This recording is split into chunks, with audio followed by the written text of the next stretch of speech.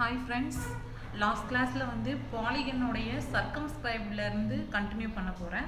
So வந்து பார்த்தீங்கன்னா unfortunately என்னால் நேற்று கண்டினியூ பண்ண முடியல. ஸோ இப்போ வந்து பார்த்தீங்க அப்படின்னா பாலிகன் ஆல்ரெடி கமெண்ட் நான் சொல்லியிருப்பேன், POL என்டர். ஸோ அதில் வந்து நான் ஆல்ரெடி உங்களுக்கு சென்டர் மெத்தடை பற்றி தான் நடத்திட்டு இருந்தேன். ஸோ அதுக்கு வந்து எனக்கு ஒரு சர்க்கிள் தேவைப்படுறதுனால நான் சர்க்கிள் எடுத்துக்கிறேன். ஸோ சர்க்கிள் எடுத்துகிட்டு இதோட ரேடியஸ் வந்து ஒரு 30. நான் நேற்று கொடுத்ததை அதே இதை தான் கொடுக்குறேன்.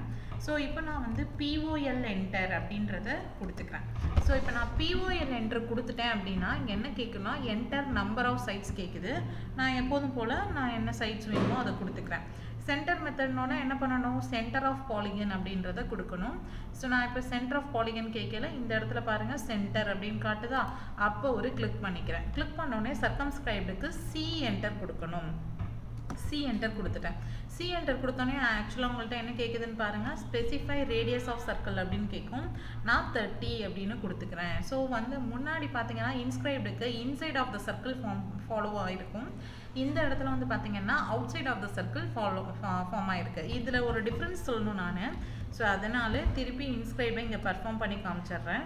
ஸோ இதே சென்டர் தான் நான் எடுத்துக்கிறேன். சென்டர் எடுத்துகிட்டு இன்ஸ்கிரைப்டுக்கு ஐ என்டர் கொடுத்துட்டு 30 ரேடியஸ் கொடுத்துக்கிறேன். பாருங்கள், இந்த இது வந்து inside of the circle form ஆயிருக்கு, ஆல்ரெடி நான் சொன்னது தான். ஆனால் இந்த சர்க்கிளை டச் பண்ணுறது பார்த்தீங்க அப்படின்னா இதோடைய கார்னர்ஸ் தான் வந்து டச் ஆகிருக்கும். ஆனால் சர்க்கம்ஸ்கிரைபில் அந்த லென்த் உள்ள அந்த லைன் ஃபுல்லாமே இங்கே டச் ஆகிருக்கு பார்த்தீங்களா. ஸோ இது வந்து அதுக்குள்ள டிஃப்ரென்ஸு ஒன்று. நெக்ஸ்ட்டு வந்து பார்த்திங்க அப்படின்னா இன்சைடில் ஃபார்ம் ஆகுது இன்ஸ்கிரைப்டு, சர்க்கம்ஸ்கிரைப்டு சர்க்கிளோடைய மேலே அவுட்டரில் ஃபார்ம் ஆகிருக்கும். இதுதான் வந்து பாலிகன். நேற்றுக்கு வைண்ட் அப் பண்ண முடியாதனால இப்போ அதிலேருந்து கண்டினியூ பண்ணுறேன். ஓகே, ஸோ இப்போ வந்து பார்த்திங்க அப்படின்னா நெக்ஸ்ட் நம்ம பார்க்க போகிற டூல் என்ன அப்படின்னு பார்த்திங்கன்னா எலிப்ஸ். ஸோ எலிப்ஸ் அப்படின்றது என்ன அப்படின்னு பார்த்திங்கன்னா மேஜர் ஆக்சிஸ் மைனர் ஆக்சிஸ் வச்சு நம்ம இப்போ ட்ரா பண்ண போகிறோம். ஸோ அது எப்படி பர்ஃபார்ம் பண்ணுறதுன்னு பார்ப்போம். அந்த டூல் எங்கே இருக்குன்னா அதுவும் ஒரு ட்ரா டூல் தான். ஸோ இங்கே பார்த்தீங்க அப்படின்னாக்கா நம்மளுக்கு எலிப்ஸ் இருக்குது. எலிப்ஸ்லேயே வந்து centre method, axis end method அப்படின்னு 2 இருக்குது. கமாண்டை நோட் பண்ணிக்கோங்க, EL என்டர் கமாண்டு.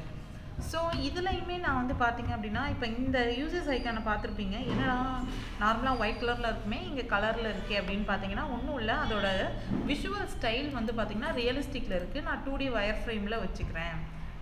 இந்த மாதிரி வச்சதுக்கப்புறம் பார்த்தீங்க அப்படின்னா ஒரு லைன்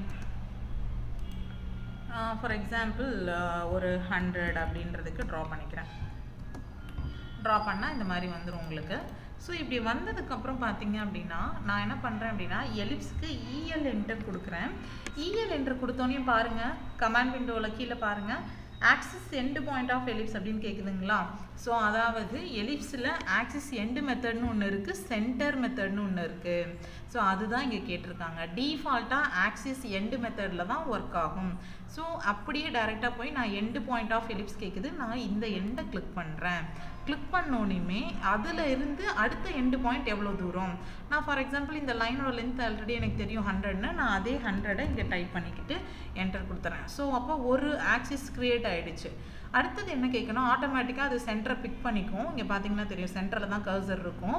அப்போ அதிலிருந்து அதர் ஆக்சிஸ்க்கு எவ்வளோ டிஸ்டன்ஸ் அப்படின்னு கேட்குது. அப்போ சென்டர்லேருந்து ஒரு வேல்யூ கொடுத்திங்கன்னா அதை டபுள் பண்ணிக்கும், ஏன்னா சென்டர்லேருந்து தானே, அப்போ ஹோலாக வந்து எடுத்துக்கும்.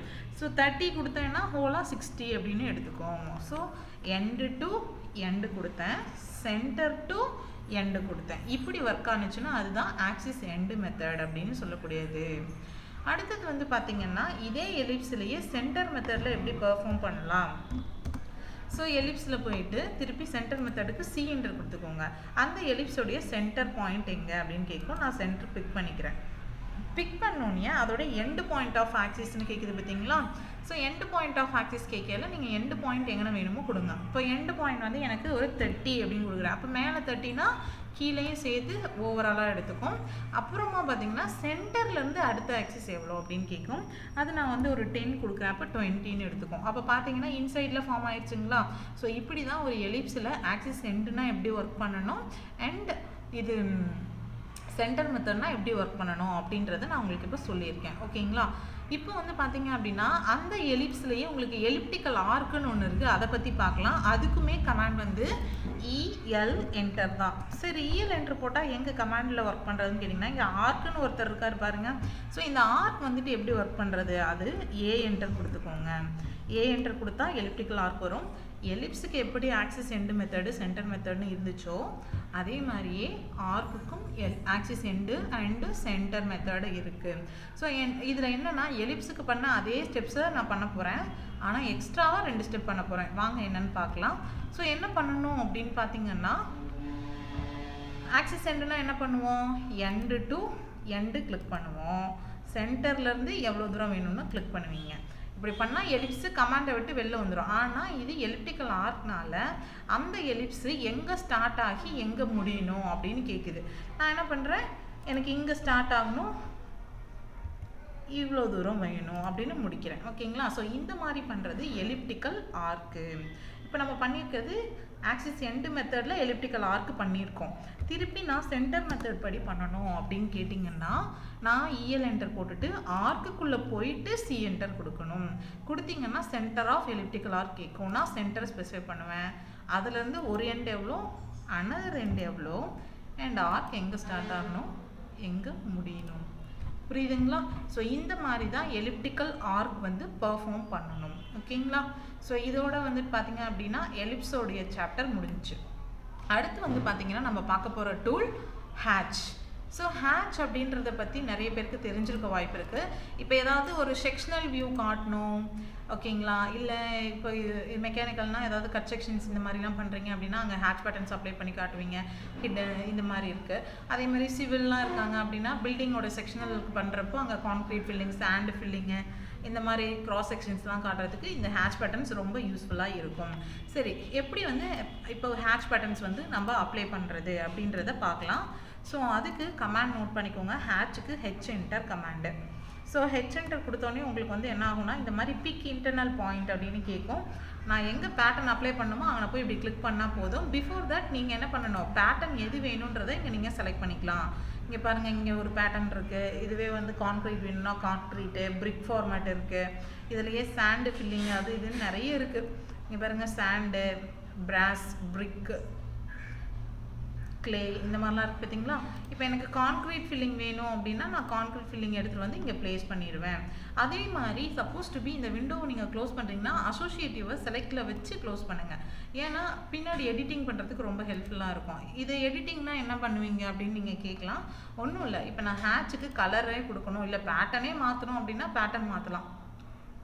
இல்லை அப்படின்னாக்கா கலர் சேஞ்ச் பண்ணுறேன் அப்படின்னா கலர், இங்கே என்ன கலர் இருக்கோ அந்த மாதிரி கலர்லாம் நீங்கள் சேஞ்ச் பண்ணலாம்.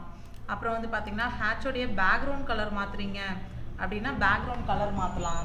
அதுக்கப்புறம் பார்த்தீங்க அப்படின்னா இது வந்து ஹேட்சுக்கு கலரு, இது வந்து ஹேட்ச் பேக்ரவுண்டு கலர். ஓகேங்களா? ஹேட்சோட டிரான்ஸ்பரன்சி எந்த லெவலுக்கு வேணும், நல்லா டார்க்காக தெரியணுமா இல்லை லைட்டாக தெரிஞ்சால் போதும் அப்படின்னா டிரான்ஸ்பரன்சி 0லேருந்து 90 வரைக்கும் கொடுக்கலாம். இப்போ நான் ஹேட்ச் டிரான்ஸ்பரன்சியை குறைச்சிருக்கேன். ஐ மீன் இங்கே வந்து வேல்யூ இன்க்ரீஸ் பண்ணியிருக்கேன். பட் இங்கே பார்வைக்கு வந்து பார்த்திங்கன்னா லைட்டாக தான் தெரியும். சரிங்களா? இது எப்படி அட்ஜஸ்ட் பண்ண, இந்த ஹேஷ் டிரான்ஸ்பரன்சியில் இப்படியே நீங்கள் அட்ஜஸ்ட் பண்ணலாம். இல்லை மேனுவலாகவும் இங்கே நீங்கள் டைப் பண்ணலாம். மேனுவலானா 0லேருந்து 90 வரைக்கும் நீங்கள் இங்கே வேல்யூ கொடுக்கலாம். ஓகேங்களா? அதே மாதிரி ஹேட்சோடைய ஆங்கிள், எவ்வளோ ஹேட்ச் ஆங்கிள் வேணும் உங்களுக்கு. ஃபார் எக்ஸாம்பிள் இந்த கான்க்ரீட்டில் உங்களுக்கு ஆங்கிள் காட்டுறது கஷ்டம்னா புரியாது. ஸோ நான் வேறு ஏதாவது ஃபார்மேட் பண்ணிவிட்டு அதில் ஆங்கிள் காட்டுறேன். இதில் வந்துட்டு இங்கே கீழே இருக்கிறது வந்து பார்த்தீங்க அப்படின்னா ஹேட்ச் பேட்டர்னுடைய ஸ்கேல் ஃபேக்டர். ஸோ ஸ்கேலை நான் இன்க்ரீஸ் பண்ணால் பெருசாகும், குறைச்சேன்னா இப்போ பாருங்கள் கான்க்ரீட் ஃபில்லிங் முன்னாடி இருந்ததே தெரியல.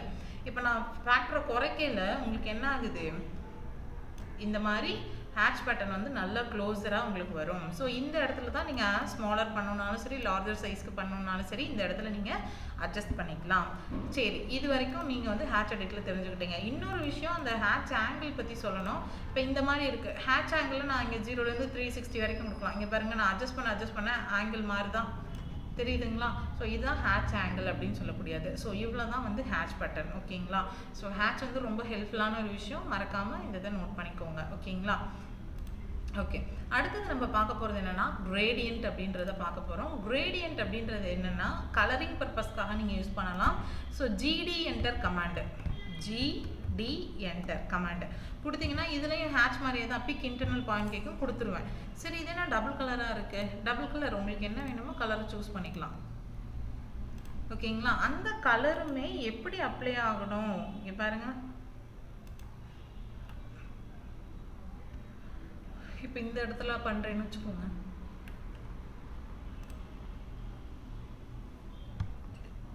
ஏன் இங்கே 2 தான் இருக்கிறோமோ உங்களுக்கு அப்படி தெரியுது. நான் அந்த பேட்டர்னை டெலீட் பண்ணிவிட்டு திருப்பி ஃப்ரெஷ்ஷாக பண்ணுறேன். ஜிடி என்டர் இப்படி பிக் பண்ணுறப்போ இங்கே பாருங்கள் இதில் நான் ஸ்பியர் ஷேப் கொடுத்துருக்குறவும் உங்களுக்கு ஸ்பியரில் இருக்குது.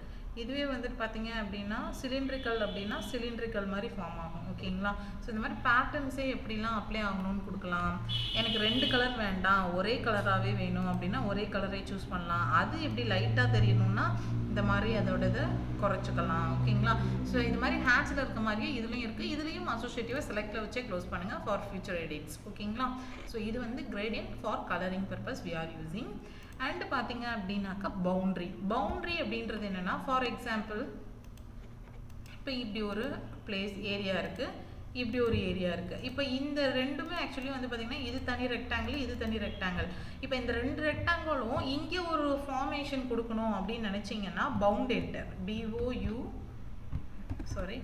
BOUND என்டர் கொடுத்துட்டு நீங்கள் இன்டர்னல் பாயிண்ட்ஸ் கேட்குது பார்த்தீங்களா, நான் பிக் இன்டர்னல் பாயிண்ட்ஸ் இதை கொடுத்துட்டு என்டர் அடிச்சேன்னா இங்கே பாருங்கள் இது தனியாக ஒரு இதை செலக்ட் ஆகும். இது வந்து பார்த்திங்கன்னா பவுண்ட்ரி அப்படின்னு சொல்லக்கூடியது. ஓகேங்களா, ஸோ இந்த மாதிரி தான் மேலே இருக்க ட்ரா டூல்ஸ் முடிஞ்சிருச்சு. ஸோ இன்னும் கீழே நிறையவே நம்மளுக்கு ட்ரா டூல்ஸ் இருக்குது. இதெல்லாம் ஃபர்தர் கிளாஸஸில் நம்ம ஒன்றா பார்க்கலாம். ஓகேங்களா, ஸோ இன்றைக்கி வந்துட்டு பார்த்தீங்க அப்படின்னாக்கா நம்ம ட்ரா டூல்ஸில் மேலே இருக்கிற எல்லா டூல்ஸுமே முடிச்சாச்சு. இது வரைக்கும் இந்த செஷனில் கவர் ஆகினது மட்டும் இல்லாமல் ப்ரீவியஸ் செஷன்ஸில் நிறைய டூல்ஸ் நம்ம எடுத்திருக்கோம். ஸோ அதெல்லாமே கண்டிப்பாக போயிட்டு வாட்ச் பண்ணுங்கள், ரொம்பவே யூஸ்ஃபுல்லாக இருக்கும். ஓகேங்களா, ஸோ மறக்காமல் நம்ம சேனலை சப்ஸ்கிரைப் பண்ணிக்கோங்க. ரெகுலர் வீடியோஸ் வந்து அப்டேட் ஆகும், அப்போ தான் உங்களுக்கு யூஸ்ஃபுல்லாக இருக்கும். தேங்க்யூ.